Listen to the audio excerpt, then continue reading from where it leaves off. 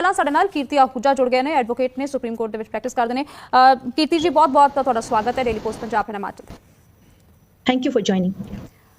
ਕੀਰਤੀ ਜੀ, ਸਭ ਤੋਂ ਵੱਡਾ ਸਵਾਲ ਇਹੀ ਇਸ ਵੇਲੇ ਕਿ ਜਿਹੜੇ ਹੀਨੀਅਸ ਕ੍ਰਾਈਮ ਹੁੰਦਾ ਹੈ ਔਰ ਖਾਸ ਕਰਕੇ ਸਾਡੇ ਦੇਸ਼ ਦੇ ਵਿੱਚ ਕਨਵਿਕਸ਼ਨ ਰੇਟ ਬਹੁਤ ਘੱਟ ਹੈ ਔਰ ਜਿਸ ਤਰੀਕੇ ਦੇ ਨਾਲ ਸਜ਼ਾ ਮਿਲਣੀ ਚਾਹੀਦੀ ਆ ਉਹ ਨਹੀਂ ਮਿਲਦੀ। ਹੁਣ ਜਿਹੜੀ ਭਾਰਤੀ ਨਿਆਂ ਸੰਹਿਤਾ ਨਵੇਂ ਰੂਲ ਜਿਹੜੇ ਨੇ ਬਣਨਗੇ ਜਾਂ ਲਾਗੂ ਹੋ ਗਿਆ ਜਿਹੜਾ ਸਿਸਟਮ ਹੈ ਉਸ ਦੇ ਵਿੱਚ ਕੀ ਤੁਸੀਂ ਦੇਖਦੇ ਹੋ ਕਿ ਕੋਈ ਫਰਕ ਆਵੇਗਾ ਜਾਂ ਫਿਰ ਇਸੇ ਤਰ੍ਹਾਂ ਦੇ ਨਾਲ 12 ਸਾਲ 18 ਸਾਲ 20 ਸਾਲ 32 ਸਾਲ ਇਸੇ ਤਰ੍ਹਾਂ ਦੇ ਨਾਲ ਲੱਗਣਗੇ ਜਿਹੜੇ मामले सामने आए ने? सी देखिए, इसमें कुछ क्रूशियल पॉइंट्स हैं।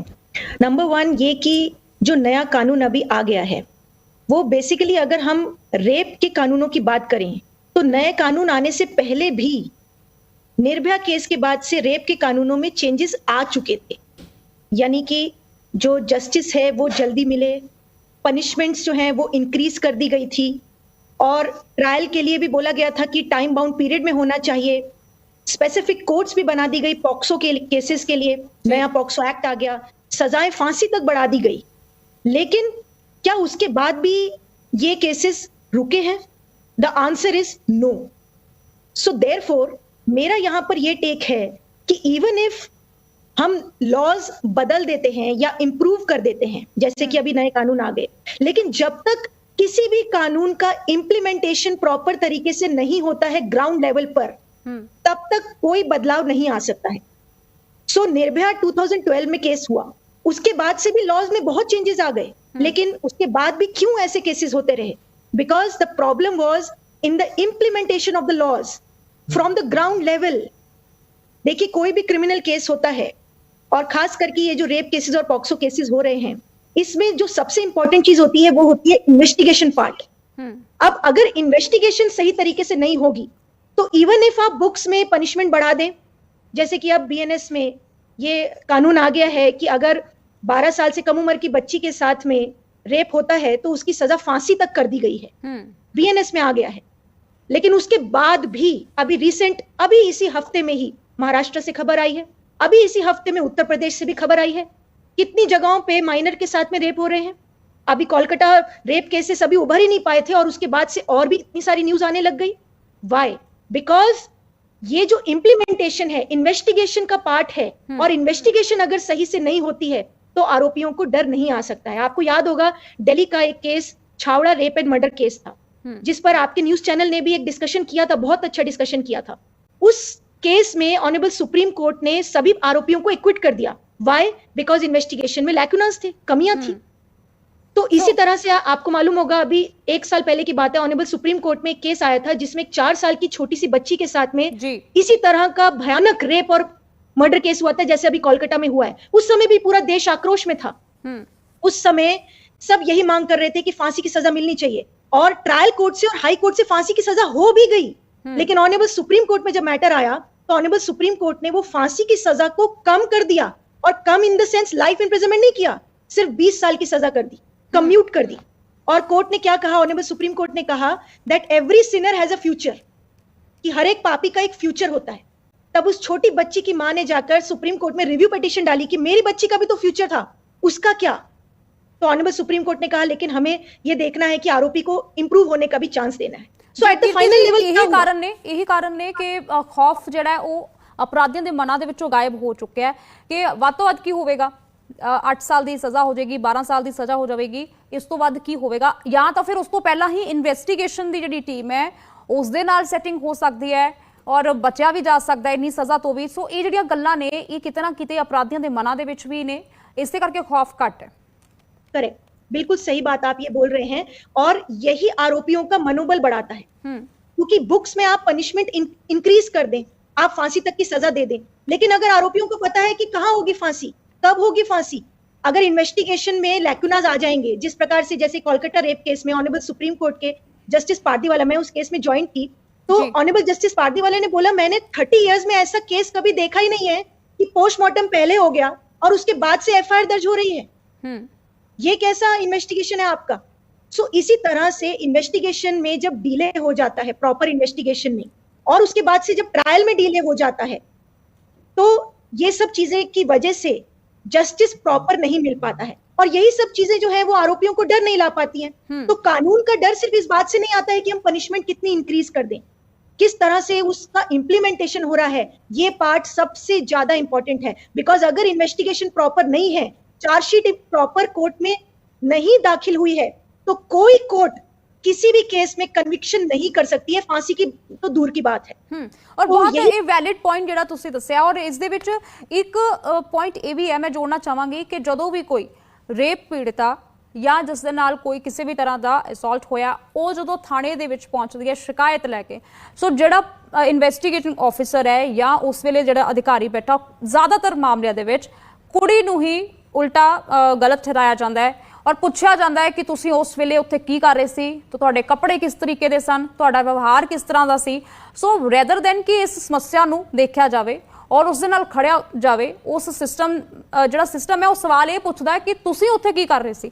ਸੋ ਮੈਨੂੰ ਲੱਗਦਾ ਹੈ ਕਿ ਇਹ ਜਿਹੜਾ ਪੁਆਇੰਟ ਹੈ, ਇਹ ਸਭ ਤੋਂ ਵੱਡਾ ਲੂਪ ਹੋਲ ਹੈ ਕਿ ਜਦੋਂ ਜਿਹੜੀ ਇਨਵੈਸਟੀਗੇਸ਼ਨ ਉਹ ਸਹੀ ਰਾਹ ਦੇ ਵੱਲ ਨਹੀਂ ਜਾ ਪਾਉਂਦੀ। ਮੰਨਦੇ ਹੋ ਤੁਸੀਂ ਕਿ ਥਾਣਿਆਂ ਦੇ ਵਿੱਚ ਨਹੀਂ ਸਿਸਟਮ ਜਿਹੜਾ ਠੀਕ ਹੁੰਦਾ? एब्सोल्युटली, बिल्कुल, आपने ये बहुत अच्छा सवाल पूछा है। बहुत सारे केसेस में as a lawyer, as a practising lawyer, because I am practising in criminal side, I can tell you practical cases जहां पर ऐसा होता है कि उल्टा पुलिस जो है वो कंप्लेनेंट से ही सवाल करने लगती है दैट आप इस समय यहाँ पर क्या कर रहे थे, आप वहां पर क्यों इस समय रात को थे।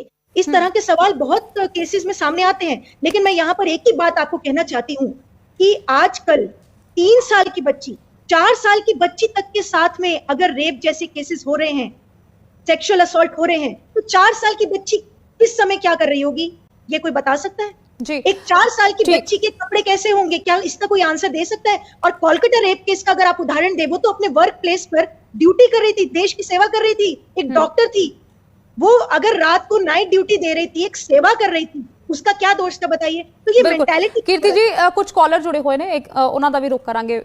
ਬਹੁਤ ਸਵਾਗਤ ਹੈ ਜੀ। केवल सिंह बोल रहे हैं जी चंडीगढ़ तो।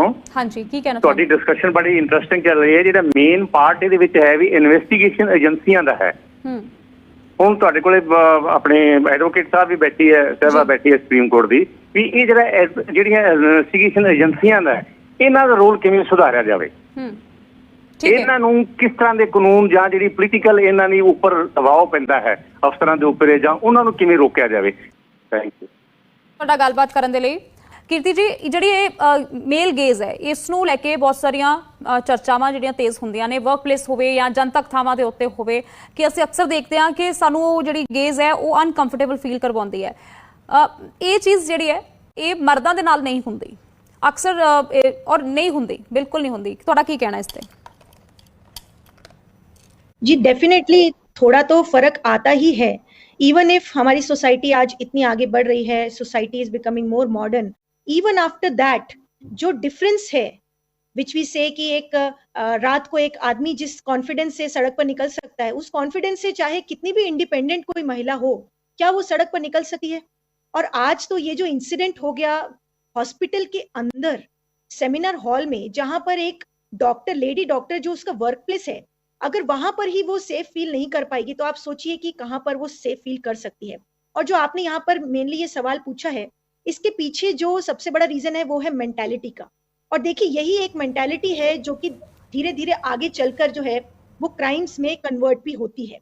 बिकॉज वो मेंटालिटी स्टार्ट ही वहां से होती है जहां पर इनइक्वालिटी और जेंडर इक्वालिटी के जो बातें आती हैं, वहां से ही ये सब चीजें शुरू होती हैं। आपको याद होगा जब निर्भया का केस हुआ था, तो जो उसमें आरोपी थे, जो जिनको कन्विक्ट कर दिया गया, आज उनको फांसी भी हो चुकी है, वो जो क्रिमिनल्स थे उनका माइंड सेट काफी मीडिया चैनल्स वालों ने भी चलाया था, दिखाया था, उनका माइंडसेट कैसा था आपको याद होगा। वो कैसे बता रहे थे कि महिलाओं को घर से बाहर नहीं निकलना चाहिए, उन्हीं का ही दोष होता है।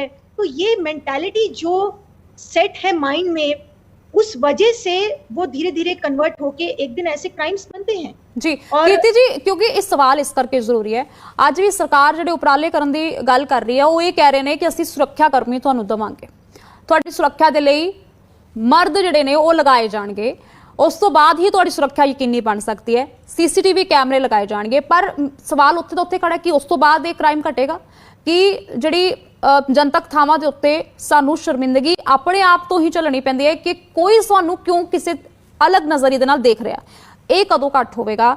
ਔਰ ਇਹ ਕਹਿਣਾ ਕਿ ਕਿਸੇ ਪਾਰਟਿਕੂਲਰ ਟਾਈਮ ਦੇ ਉੱਤੇ ਕਿਉਂ ਬਾਹਰ ਗਏ ਜਾਂ ਨਾਈਟ ਸ਼ਿਫਟ ਮਹਿਲਾਵਾਂ ਨੂੰ ਨਹੀਂ ਕਰਨੀ ਚਾਹੀਦੀ ਜਾਂ ਕਿਸੇ ਤਰੀਕੇ ਦੇ ਕੱਪੜੇ ਵੀ ਨਹੀਂ ਪਾਣੇ ਚਾਹੀਦੇ। ਸੋ ਇਹ ਜਿਹੜੀ ਚੀਜ਼ ਹੈ ਇਹ ਸ਼ੁਰੂਆਤ ਸ਼ਾਇਦ ਇੱਥੋਂ ਹੀ ਹੁੰਦੀ ਹੈ ਕਿ ਜਦੋਂ ਗਲਤ ਤਰੀਕੇ ਦੇ ਨਾਲ ਤੁਹਾਨੂੰ ਦੇਖਿਆ ਜਾਂਦਾ ਹੈ ਤੇ ਉਸ ਤੋਂ ਬਾਅਦ ਉਹ ਜਿਹੜਾ ਮਾਈਂਡਸੈਟ ਹੈ ਉਹ ਸਾਰਾ ਪੂਰੇ ਸਮਾਜ ਦਾ ਇੱਕ ਮਾਈਂਡਸੈਟ ਬਣਦਾ ਹੈ ਕਿ ਔਰਤਾਂ ਕਿਸੇ ਇੱਕ ਟਾਈਮ ਦੇ ਉੱਤੇ ਜਾ ਸਕਦੀਆਂ ਨੇ, ਕਿਸੇ ਇੱਕ टाइम के उत्ते नहीं जा सकते। बिल्कुल, आपने ये बहुत अच्छी बात रखी है यहाँ पर और उसमें बहुत सारी बातें इन्वॉल्व हैं। देखिए, एक तो आपने कहा कि सीसीटीवी कैमरे लगा दिए जाएं, सिक्योरिटी गार्ड्स बढ़ा दिए जाएं, तो क्या ये क्राइम रोकेगा? आपका ये पहला क्वेश्चन। तो यहाँ पर मैं आपको सबसे पहले कहना चाहूंगी, सीसीटीवी कैमराज आप कहाँ तक लगा सकते हैं? क्या हर सड़क के किनारे तक आप सीसीटीवी कैमरा पहुंचा सकते हैं? क्या आप स्कूल के हर कॉर्नर तक पहुंचा सकते हैं? क्या आप वर्क प्लेस के हर कॉर्नर तक सीसीटीवी लगा सकते हैं? और अगर लगा भी लेंगे तो क्या भरोसा है कि वो क्रिमिनल सीसीटीवी कैमरा को हटा नहीं सकते हैं, तोड़ नहीं सकते हैं? आप सिक्योरिटी गार्ड्स अगर बढ़ा देंगे तो सिक्योरिटी गार्ड्स भी तो एट द वन पॉइंट, कुछ केसेस में आपको ऐसे बता सकती हूँ एज ए प्रैक्टिसिंग लॉयर कि इवन जो सिक्योरिटी प्लेस पे व्यक्ति हैं उन्होंने ही क्राइम किया है जी। तो कहने का मतलब ये है यहाँ पर कि अल्टीमेटली ये सॉल्यूशन तभी हो सकता है दो बातों से। नंबर वन, एक तो कानून का डर, जिसकी बात हम यहाँ पर अभी कर रहे थे कि कानून का डर तभी आएगा जब इम्प्लीमेंटेशन कानून का प्रॉपर तरीके से होगा और स्टार्टिंग लेवल से एंड लेवल तक होगा। यानी पुलिस की इन्वेस्टिगेशन से लेकर पीडी ट्रायल से लेकर हाई कोर्ट की अपील और सुप्रीम कोर्ट की अपील के बाद फाइनल जस्टिस जो होता है वो फास्ट होगा। एक तो ये बात है। नंबर टू है मॉरल एजुकेशन। एक मॉरलिटी की बात होती है, आज वो भी खत्म हो गया। पहला कानून का डर खत्म हो गया, दूसरा मॉरलिटी खत्म हो गई है, लोगों के अंदर वैल्यूज खत्म हो गई हैं। जो वैल्यूज पहले थी कि रिस्पेक्ट होती थी लड़कियों के प्रति, महिलाओं के प्रति, हर एक लड़की को एक बहन के नजरिए से देखा जाता है, अपने ज्यादा उम्र की लेडी को एक मां के रूप से देखा जाता है, वो वैल्यूज आज कहाँ गई है जी। और कीर्ति जी ਇਸੇ ਕਰਕੇ ਕਹਿੰਦੇ ਨੇ ਕਿ ਅੱਜ ਦੇ ਦੌਰ ਦੇ ਵਿੱਚ ਜਿਹੜੀ ਚੀਜ਼ਾਂ ਅਸੀਂ ਆਪਣੀਆਂ ਕੁੜੀਆਂ ਨੂੰ ਸ਼ੁਰੂ ਤੋਂ ਹੀ ਸਮਝਾਉਣਾ ਸ਼ੁਰੂ ਕਰ ਗਏ ਆ ਕਿ ਤੁਸੀਂ ਇਸ ਟਾਈਮ ਬੱਚੇ ਬਾਹਰ ਨਹੀਂ ਜਾ ਸਕਦੇ, ਇਸ ਤਰ੍ਹਾਂ ਦੇ ਕੱਪੜੇ ਨਹੀਂ ਪਾ ਸਕਦੇ, ਇਸ ਤੋਂ ਬੈਟਰ ਹੈ ਕਿ ਅਸੀਂ ਆਪਣੇ ਮੁੰਡਿਆਂ ਨੂੰ ਸਮਝਾਉਣਾ ਸ਼ੁਰੂ ਕਰੀਏ ਕਿ ਕਿਸੇ ਲੜਕੀ ਨੂੰ ਅਨਕੰਫਰਟੇਬਲ ਫੀਲ ਕਰਵਾਉਣਾ ਸਭ ਤੋਂ ਬੁਰੀ ਗੱਲ ਹੋਵੇਗੀ ਜੇਕਰ ਤੁਹਾਡੇ ਕਰੈਕਟਰ ਦੇ ਵਿੱਚ ਉਹ ਟ੍ਰੇਟ ਆਉਂਦਾ ਤਾਂ। ਇੱਕ ਕਾਲਰ ਜੁੜੇ ਹੋਏ ਨੇ, ਗੱਲਬਾਤ ਅੱਗੇ ਵਧਾਵਾਂਗੇ, ਪਹਿਲਾਂ ਉਹਨਾਂ ਦਾ ਰੁਕ ਕਰਾਂਗੇ ਜੀ। ਸਵਾਗਤ ਹੈ, अपना नाम हेलो मैडम, नमस्कार जी। जी नमस्कार जी। मैडम कीर्ति जी को भी नमस्कार और डॉक्टर साहब को भी नमस्कार। बहुत अच्छी बहस चली हुई है और बहुत अच्छा मुद्दा और गंभीर मुद्दा है मैडम जी। देश में महिलाओं को सुरक्षित माहौल देने की कोशिश में सरकारों ने जो इस तरह से रेप को बढ़ावे मिले हैं, निर्भया कांड से लेकर के दिल्ली और कोलकाता जैसे शहरों में अगर सुरक्षित नहीं है तो आप सोचिए कि हिमाचल के दूर दराज और देश भर में कठुआ कांड और शिमला का गुड़िया कांड, ये देश में हर घंटे जो है बलात्कार। और कीर्ति जी ने बिल्कुल सही कहा कि कहां कहां पर आप सुरक्षा देंगे। मैडम जी, यहाँ पर तो ये स्थिति है कि पूरे देश में कि गर्भ से लेकर के कब्र तक और कोख से लेकर के गोद तक मुझे लगता है कि जननी कहीं भी सुरक्षित नहीं है, वो चाहे किसी भी उम्र की हो। मोबाइल फोन फिल्में क्यों नहीं बंद होती? क्यों नशाखोरी को बढ़ावा मिलता है? क्यों औखी का खौफ नहीं है? आपने मास्टर जी का चंडा बंद कर दिया, पुलिस का डंडा बंद कर दिया और आत्म सुरक्षा के नाम पर आप बेटियों को क्या ट्रेनिंग देते हैं? क्यों नहीं उनको जूडो कराते? और दूसरी इस तरह की, और ये हर बेटी की बात है, ये 65% युवा भारत जो है एक विडंबना है। हम सुशिक्षित हैं डिग्रियां लेकर के, लेकिन शिक्षित नहीं है। बहुत वाजिब तुसी पॉइंट रखे ने। मार्शल आर्ट ਜਿਹੜਾ ਹੈ ਉਹ ਸਿੱਖਣਾ, ਗੱਤਕਾ ਸਿਖਾਉਣਾ ਕੁੜੀਆਂ ਨੂੰ ਜ਼ਰੂਰੀ ਹੋ ਚੁੱਕਿਆ ਹੈ ਕਿ ਆਤਮ ਰੱਖਿਆ ਉਹ ਕਰ ਸਕਣ, ਕਿਉਂਕਿ ਪੂਰੀ ਤਰ੍ਹਾਂ ਦੇ ਨਾਲ ਅਸੀਂ ਸਿਸਟਮ ਦੇ ਉੱਤੇ ਨਹੀਂ ਰਹਿ ਸਕਦੇ। ਬਹੁਤ ਬਹੁਤ ਸ਼ੁਕਰੀਆ ਦੋਨੋਂ ਹੀ ਮਹਿਮਾਨਾਂ ਦਾ, ਤੁਸੀਂ ਸਮਾਂ ਦਿੱਤਾ, ਬਹੁਤ ਚੰਗੇ ਤਰੀਕੇ ਦੇ ਨਾਲ ਅੱਜ ਇਸ ਮੁੱਦੇ ਤੇ ਚਰਚਾ ਕੀਤੀ।